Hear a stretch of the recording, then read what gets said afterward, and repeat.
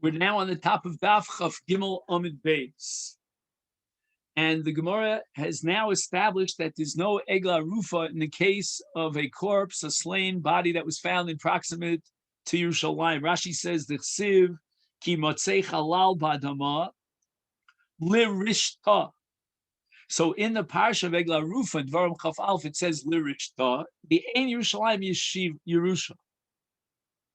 Yerushalayim is not subject to the law of the division of the land. Yerushalayim belongs to all the Shvatim. V'od. And furthermore, lo noda mihi koksiv. How could Rabbi Tzadok talk about instituting the ritual of Egla Rufa when the parsha says in Egla Rufa that we don't know who the murderer was? V'hai, in our case, noda mihi ko, we know exactly who the murderer was. It was in public. We have to understand that Rabbi Tzadok was not motivated to teach us halachas, and he shouldn't be taken literally, but rather he's coming to inspire the people, and he wants to bring them to a state of bechia. He wants them to break down and cry. He wanted to move them to tears. And if the Torah was so concerned about a corpse, and it's a case where it wasn't in the Beis Hamikdash. It's a case where we don't know any of the circumstances about the murder. And yet the Torah requires going through this entire elaborate, complex ritual of Egla Rufa in order to achieve kapara. How much more so of an absolute murder in front of our eyes in the Kodesh, in the Beis Hamikdash, how much more so do we need a kapara? And the Torah says that Egla Rufa is a kapara for the land of Israel, for the people of Israel, for a murder that was committed in their midst. And even though in these circumstances that the Brisa records there was no possibility of Egla Rufa, Rabbi Tzadok was transmitting the idea that although we don't have the necessary means for kapara, but somehow we need a kapara. The people broke down when they realized they didn't even have as an available possibility the ritual of Egla Rufa. How would they possibly achieve kapara? Ba'aviv shaltino kumitzochu mefarper omar areu kaparaschem v'dayin b'nikaim l'lamducha shekosha aleim paras kelim yosem mitzvichas dom iboilahu. The Gemara wants to understand exactly what was sick about that society. Damim hu dizol. They always had a tremendous interest. This was built into the Kohen to be careful and meticulous about Taras Kalim and make sure there's no Tumas Kalim. That was a given. But this opened the gates of murder. Shvichas Damim hu dizal. At some point in time, Shvichas Damim became insignificant in their eyes, although Taras Kalim K'Kaim was always significant. Dilma says Gemara has a second possibility. That Shvichas Damim K'Kaim, their attitude towards murder was always the same. Nothing changed. Aval Kalim Hida Chamira. But then all of a sudden, with the passage of time, the concept, the enterprise of Taras Kalim became so stringent in their eyes. Toshma, I'll explain it based on the following. Mida Kanosiv Le Talmuda. The Brisa quote, if you recall at the end, a pasuk from Malachim regarding Menashe, and it says, V'gam dam noki shavach Menashe. And the Brisa is quoting this pasuk, this episode of Menashe, to indicate that at some point in Jewish history, even the king of Israel found murder to be something insignificant. We could shed blood till the streets of Yerushalayim are filled. Shma mino shvichas damim v'zol. What happened here in the change in the sociology was that all of a sudden, and probably under the influence of some evil king like Menashe and others, Bichas Damim became zeal became insignificant. And Taras Kalim Kidikaima Kaima, they were always careful, super duper careful about the laws of Taras. Now the Mishnah, back on Daf Chav Beis, had addressed the issue of Trumas HaDeshet. And we had long discussions about taking some of the ashes off the Mizbeach, placing them on the side of the Mizbeach, whether it's an avodas Yom or avodas Laila, Krosagever. But what we haven't discussed explicitly in the Mishnah is what's called Hotzas Hadeshen. Hotzas Hadeshen means that when the day comes, that there's so much backlog of ashes on the Mizbeach that we're forced to take out the ashes outside of the Beis HaMikdash. And that's called Hotzas Hadeshen. Ton Rabbanon. Now, in order to appreciate this brisa, we have to open up a chumash.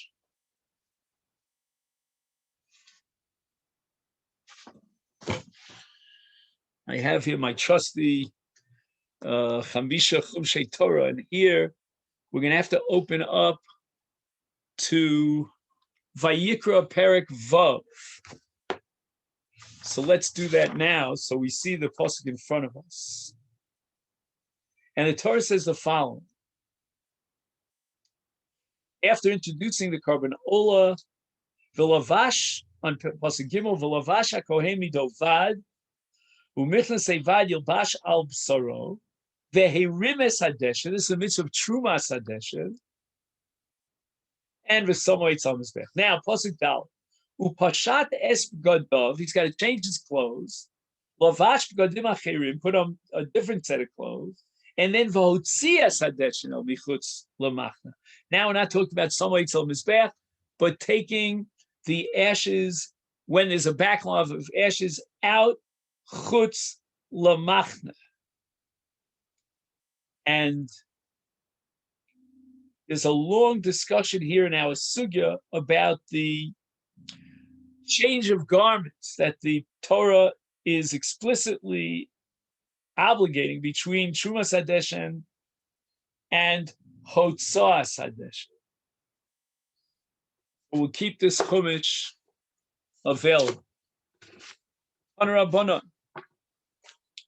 we learned in a brisa, Upashat v'lavash. Now we're up to Hotzas Hadeshen. Begadim acher v'hotzias Hadeshen.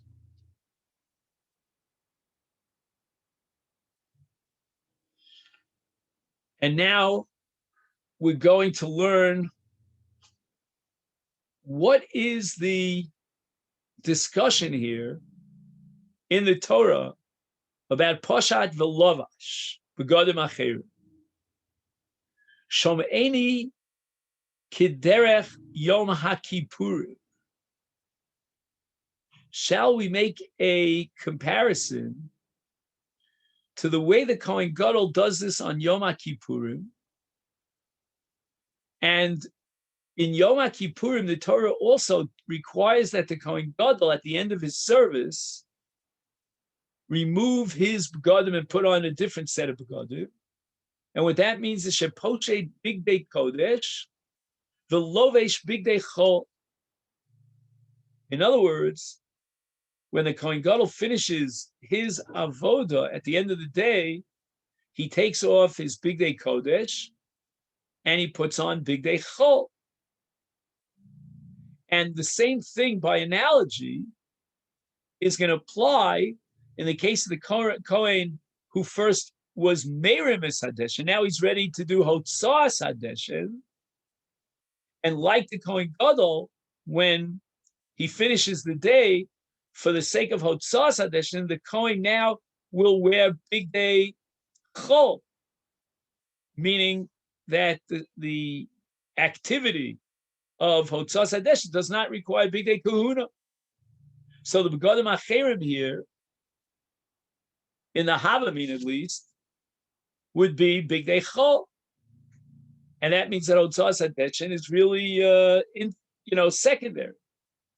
Talmud Lomar, but let's read the pasuk again. It says, "U pashat es begadov, v'lavash begadim acherim." So the word begadim appears twice in this pasuk. The begadim that he wears for Trumas Hadeshen, and the begadim that now he has to change into for Hatzas Hadeshen.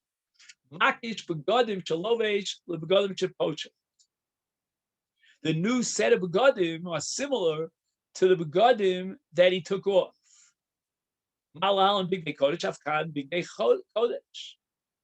That both Trumas Hadeshen, that goes without saying, and even Hotzas Hadeshen require Bigdei Kodesh. So what does it mean that for the sake of Hotzas Hadeshen he puts on a different set of clothes? You're telling me that there's a Hekesh Begadim always requiring Bigdei Kodesh? The answer is that Begadim Acher means Pchusim. So we're not talking about a different category of begadim, but rather a different quality of begadim, which means that we're talking about well-worn, torn. I shouldn't say torn because that's a problem, but worn-out begadim. So these are, cheaper begadim because they've already been worn out. And what we're saying is that in the case of Hotzas Hadeshen, where he's involved with volumes of ashes, we don't want him to dirty a fresh linen, garments of Bigdei Kahuna. So therefore, the Torah is telling him to wear these worn-out garments. Okay?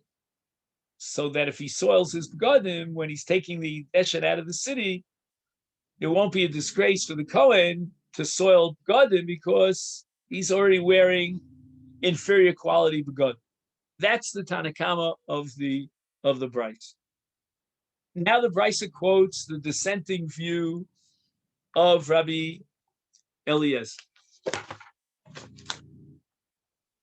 He says the following: that again, if you go back to the pasuk and you read it carefully, it says, Vilavash, Begadim Acherim, Vehotzi Hadeshen. The word Acherim is sort of like a dangling modifier. You could put it either Liel or Lara. You could attach it to the word Begadim that came before it, or you could attach it to Vehotzi. Vehotzi is a reference to the Kohen who is implementing Hotzas Hadeshen. And he's being described as a Cherim. We're not trying to set up two groups of Begadim, says Rabbi Eliezer, but rather two groups of Kohen. And there's another group called Kohanim Acherim who are in charge of Hotzas Hadeshen.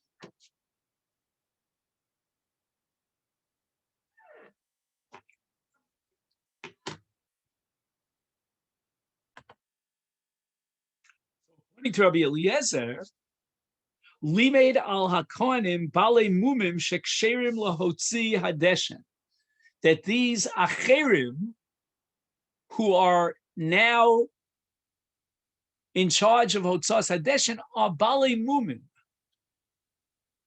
They're called a different group of kohanim acherim. Now, it must be that according to Rabbi Eliezer, hotzas hadeshen is not an avoda, because we know that an avoda requires a kohen, and he's got to be a kohen kosher, a tamim, and not a balmum.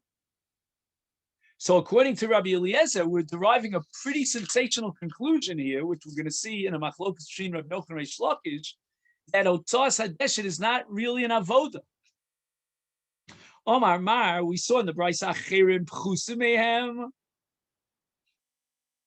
and it means that it's a set of garments that are inferior in quality. As we said before, according to Tanakama, the Acherim here is referring to a second-rate, we called it worn-out Bigdei Kahuna, and that is reflected in the logic of Kedetana Debei Rabbi Shmuel. Kedetana Rabbi Shmuel, Begadim Shebichel Behem Kedera L'Rabba, Lo Yimsog Behem Kedera Kos L'Rabba.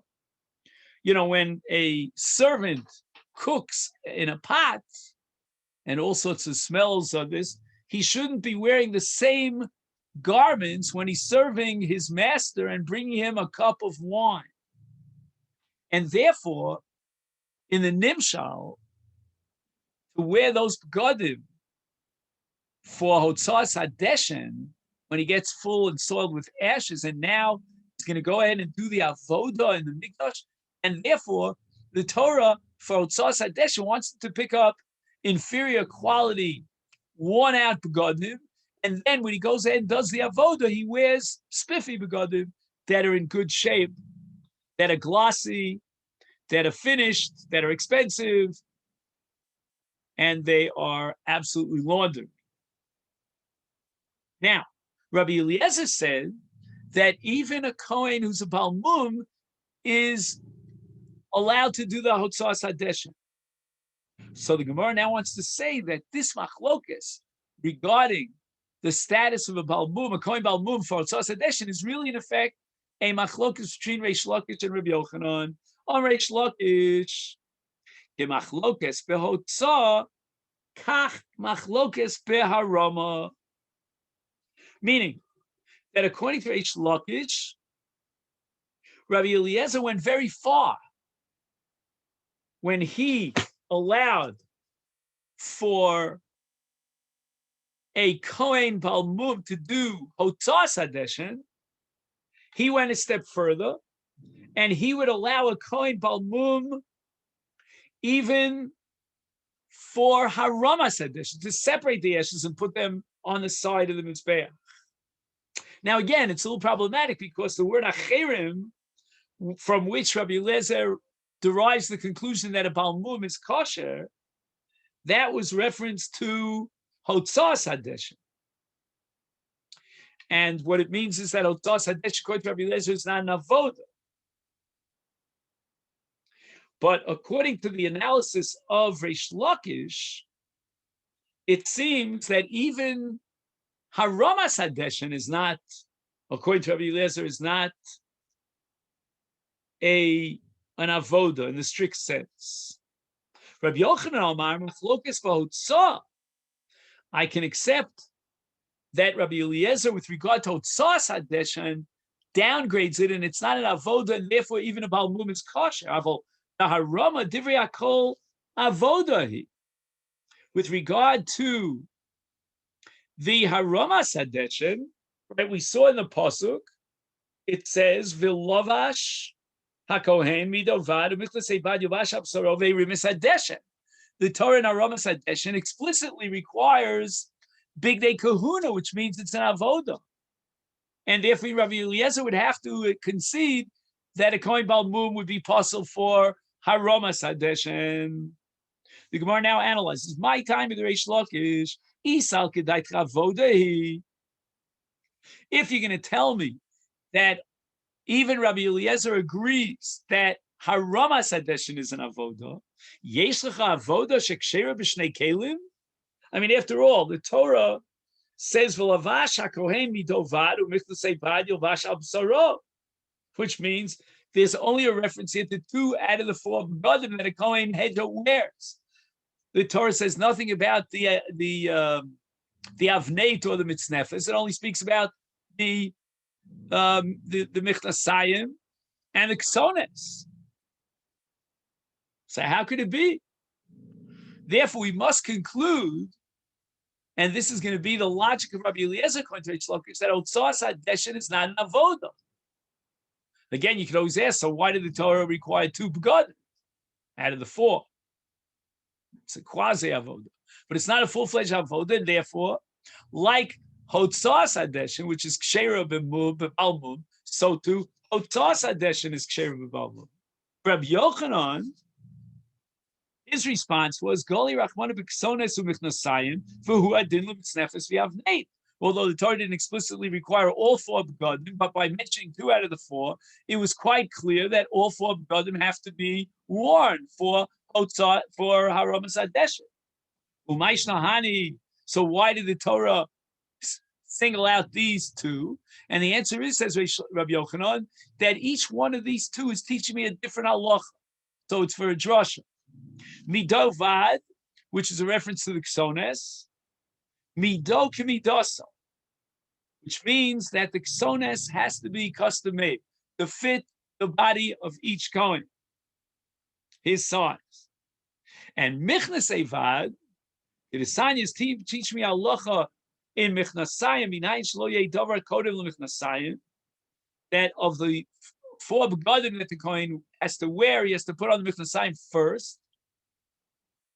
Shenemar, from this pasuk here, at the beginning of Perek Vav, u'Michnas Evad yilbash al b'saro, Reish Lakish. From whence does Reish Lakish derive these halachas? Mido kimidoso. He understood, like Rabbi Yochanan, that the word mido means it's got to fit the size of the Kohen Gadol. And mida afki rachman v'loshen mido, because the Torah never uses the word mido to talk about the ketones. Only here, all over the place, it's called ketones in the possessive kutonto, and here it says mido. Obviously, it's coming to teach me that it's got to be kimidoso. And number 2, how do we know that the Mitzrayim have to be the first to be worn? Because it says al bisara, right? The pasuk again, I have it right here in front of me, says u'michnas evad yilbash al bisara. Al bisara means he has no other begadim; it's really on his body. Nema kitanoi. Shall we assume, based on the following brisa, that the machlokes between Rabbi Yochanan and Reish Lakish is really machlokes tanoim? And first we have the shita of Rabbi Yehuda, al bisaro, ma talmud lomer yilbash. There's a redundant word in this pasuk yilbash. Lahavi mitznefes v'afneit laharama. The yilbash is an allusion to the other 2 begadim that aren't explicitly mentioned.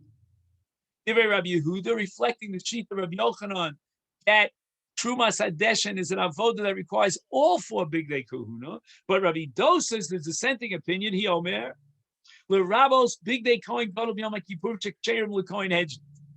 That at the end of the day of Yom Kippurim, when the kohen gadol finishes his avoda and he puts away his big day bad, right, the 4 garments that he wears when he goes to five with him, it can be bequeathed to a kohen hedjot.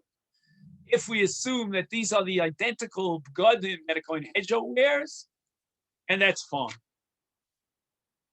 However, the Brisa now records the dissenting view of Rebbe, and Rebbe is now going to attack Rabbi Dosa with 2 arguments. Amar Rebbe shtei tshuvas b'davar. Chada, the avneto shel kohen gadol lo zeu avneto shel kohen hedjot. We're going now according to the opinion that the belt of the Kohen Gadol on Yom Kippurim was pure linen. There was no admixture of wool. It was not shatnez, whereas the avneit of the Kohen Hedjot was kilayim, was shatnez. It was made of linen and wool. So you can't tell me that the Kohen Hedjot is going to inherit the big day vad of the Kohen Gadol of Yom Kippurim, because the avneit is not the same avneit. V'yod, and furthermore, a second objection: begadim shenishtam from kedusha chamura ishtamish bohem b'kedusha chamura. We have a kedusha kala. We have a principle called Maila b'kodesh v'lo morida b'kodesh. The Kohen Gadol wore these begadim l'fnai v'l'fnim on the holiest of holies, and now you're going to lower the level of kedusha to a kedusha kala for the avodah of the Kohen Hedjot. What does the word yilbash mean? And here we turn to Daf Chav Dalid, lerabos es hashchakim, which means that yilbash is expanding the scope of big day kahuna to be machshir begadim as long as they're not ripped, even if they're worn out, and that's called shchakim. This is where we'll stop for today. And Amir Hashem will pick this up tomorrow here on the top of Dalit. You a great day.